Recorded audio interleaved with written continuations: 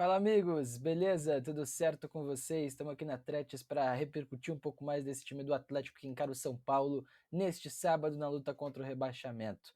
Uma grande mudança que vai acontecer por obrigatoriedade, né? Lúcio Gonçalves não tem nem Coelho, suspenso pelo terceiro cartão amarelo, nem o Madison, que torceu o tornozelo recentemente, ainda se recupera de lesão e está fora da partida. Portanto, Léo Godoy, lateral direito argentino, 29 anos, vai jogar, deve ser sim o titular do Atlético para encarar o São Paulo no estádio do Morumbi. E o Léo Godoy, que foi a maior contratação da temporada do Atlético, é o maior dos casos para exemplificar o que foi uma janela ruim no começo do ano, ou que se provou ruim ao longo do ano, pelo menos, e depois uma janela inoperante nesse meio de ano para o Atlético nessa temporada de 2024. E a grande questão aqui é a seguinte: peguei números do Léo Godoy no Estudiantes e números do Léo Godoy pelo Atlético. E lógico, o Léo Godoy não é um jogador que tem uma carreira sólida como um todo. O Léo Godoy teve a sua melhor temporada no ano passado, em que foi talvez o melhor lateral direito do continente na última temporada, né? O lateral, pelo menos, que deu mais assistências no continente na última temporada, isso é fato, foram 11 assistências, né? E na carreira inteira ele não teve tanta regularidade assim, né? Por exemplo, os números desse ano, 1 gol, 3 assistências para o Léo Godoy. Isso é algo que, e logicamente, lateral também não tem que ser medido por isso, mas é um número que está na média da carreira dele, assim, então se esperava-se um pouco mais, a situação é que não era uma expectativa tão real, uma expectativa tão certa de se ter. Vamos lá com números do Léo Godoy. Pelo Estudiantes, tá? E aí vamos pensar numa comparação. Então, pelo Estudiantes, por exemplo, ele chutava mais ao gol. Quase um chute a mais por partida tinha o Léo Godoy na Liga Argentina. O Léo Godoy deu mais assistências, foram 5 no Campeonato Argentino, em relação a apenas uma que ele deu no Campeonato Brasileiro. O Léo Godoy também acertava mais cruzamentos, isso é muito significativo. Pelo Atlético no Brasileirão, 16% de acerto nos cruzamentos. É pouco, tá? É muito pouco. O número bom para acerto em cruzamento tá lá nos 25%, 30%. 16% é muito pouco. Vocês vão lembrar do Renan Lodge, né? Como um cara que cruzava muito bem. Renan Lodge tinha lá 20, 25%. O Kelvin cruzava muito bem. O Kelvin tinha lá seus 28, 30, 35%. O Léo Godoy, nessa temporada, 16% de acerto no cruzamento. Pelo Estudiantes na temporada passada, 23%. Então eles saem no lateral direito médio para bom no quesito, para um lateral direito abaixo da média no quesito. E isso dificulta demais, porque, logicamente, o principal fator de assistência para um lateral direito é o cruzamento de fora, é o cruzamento para dentro da grande área, e ele acertando menos, logicamente, ele vai participar menos dos lances mais importantes do jogo, né? Outra coisa muito importante, pelo Estudiantes na temporada passada, ele esteve em 7 partidas em que o Estudiantes não tomou gol. Nessa temporada, ele esteve em apenas 2 que o Atlético não tomou gol. E é interessante, né? Porque a Liga Argentina, ele entrou em campo 22 vezes. No Brasileirão, ele vai entrar em campo pela 20ª contra o São Paulo. Então não é um cenário muito diferente também. Não é uma comparação irreal. É uma comparação que faz sentido. E não é só culpa dele, mas mostra que com o Léo Godoy, e não exatamente existe essa correlação, né? Mas mesmo assim, com o Léo Godoy, a defesa do Atlético foi pior do que foi a do Estudiantes na temporada passada pelo Campeonato Argentino, logicamente, né? E para fechar, e para mim, o mais importante de todos esses números, o Léo Godoy ganhava o dobro de duelos pelos Estudiantes. O dobro. O Coelho ganha quase o dobro do que ganha o Léo Godoy hoje, para ter uma noção. O que é o duelo? O duelo é disputas, não necessariamente um contra um, mas em sua maioria, em que o jogador leva vantagem e ganha superioridade numérica. E aí pode ser pelo alto, pode ser pelo chão, pode ser um drible, pode ser um desarme, enfim.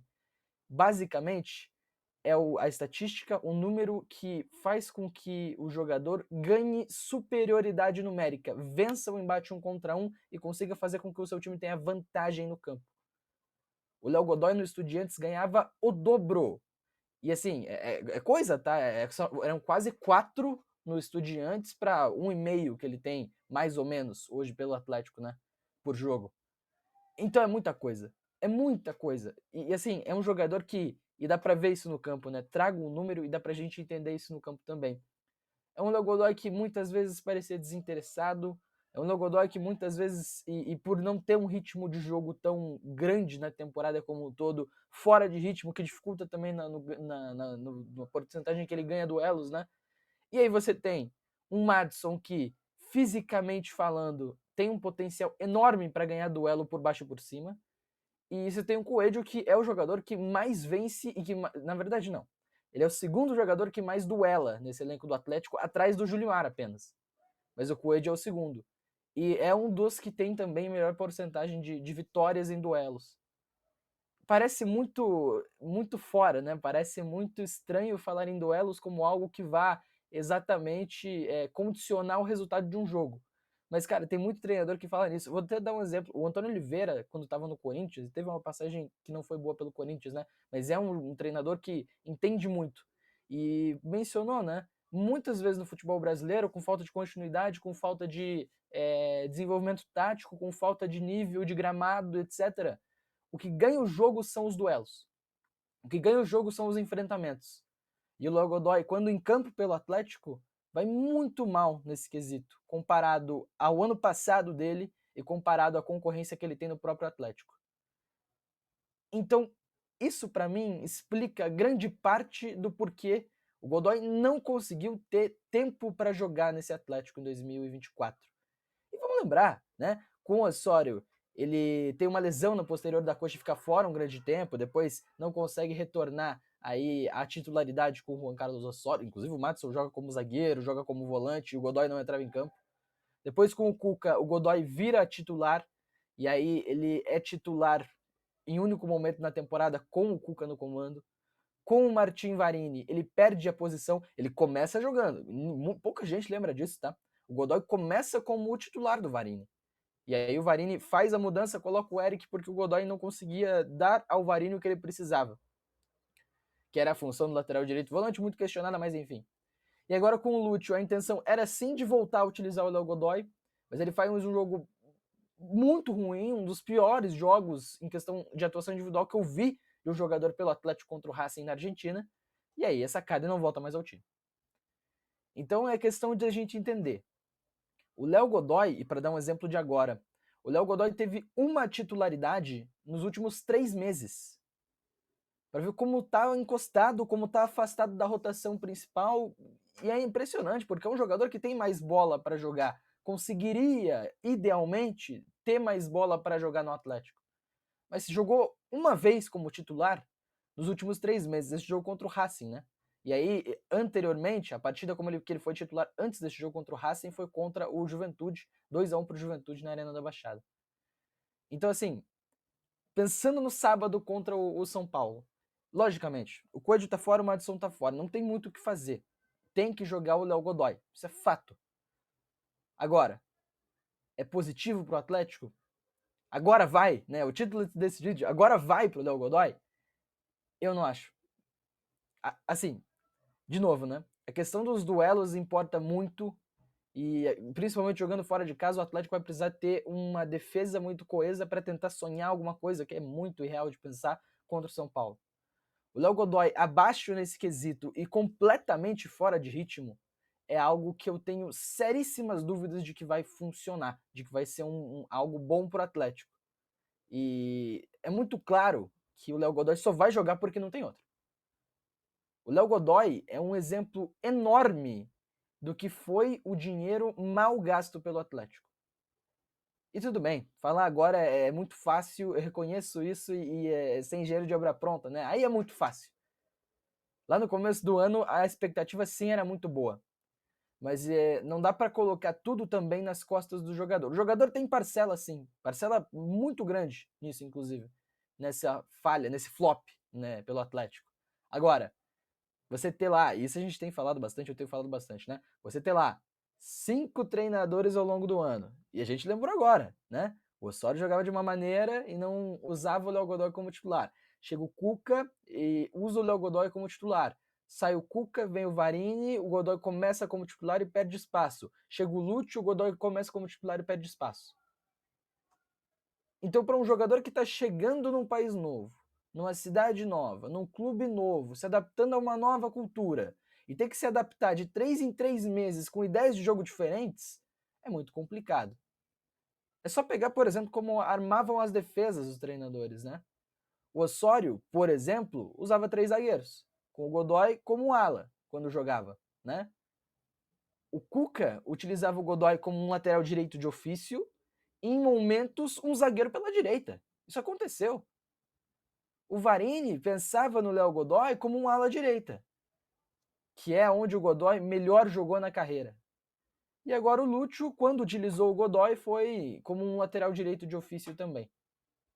Então ele tem que se adaptar a funções diferentes. Isso aconteceu com vários jogadores do Atlético. O exemplo do Christian também é muito válido, né? Porque o Christian joga como meia pela esquerda, joga como meia centralizado, joga como volante, joga como segundo volante, joga como até ponta esquerda em determinado momento, joga com meia pela direita com o Martin Varini. E aí não funcionou, não engatou nessa temporada. Por que não engatou? Porque é mau jogador? Não. Porque não foi colocado na posição em que melhor rende por tempo suficiente para render. Tem outros exemplos, muito se fala do Eric, até acho que o Eric não foi mal como lateral direito, como falam, mas o Eric ter jogado como lateral direito, como primeiro volante, como segundo volante, como funções diferentes ao longo de todo o ano, pela mudança constante no comando e na ideia, dificulta muito para ele. Olha o caso do Coelho. Coelho passou pela lateral direita, passou pela meia direita, passou. Cara, o Osório testou o Coelho como meia box to box. Segundo volante, né? De área a área. Ele foi ponta esquerda com o Cuca. Então, assim, cara, é muito difícil e a atuação individual dos jogadores é muito sim questionável nesse ano do Atlético. Mas para mim a verdadeira questão é que nenhum jogador rende sem ter função definida, treinada e executada quarta e domingo. O caso do Godoy é esse. Mas o caso do Godoy também passa pelo fraquíssimo desempenho na questão dos duelos ganhos. E no Brasil, duelo ganho importa muito. Importa mais do que um passe bonito, importa mais do que N outras estatísticas. Ganhar duelo no futebol brasileiro é importante demais. E para um jogador que veio do futebol argentino, que tem muito essa questão também do duelo, do enfrentamento físico, o Léo Godoy decepcionou nesse quesito também. Beleza? Deixa aí nos comentários. Agora vai pro Léo Godoy. O que você espera de ver do lateral direito argentino contra o São Paulo nesse sábado, 9 horas da noite? Recado importante, presta atenção, cara. Não tem pós-jogo nesse sábado, tá? Não tem pós-jogo no sábado, porque o pós-jogo é no domingo, tá? Nesse final de semana, domingo, 8 da noite, tem pós-jogo aqui na Tretes de Atlético e São Paulo, logicamente São Paulo e Atlético no Morumbi. Não perde, tá especial, tá bem legal. Só essa que a gente vai mudar, tá? Uma vez no ano a gente não vai conseguir fazer no mesmo dia do jogo, o pós-jogo, né? Mas faremos a live para repercussão do jogo no domingo, às 8 da noite. Fechou? Deixa o like, se inscreve no canal, tamo junto, tá falando e até a próxima.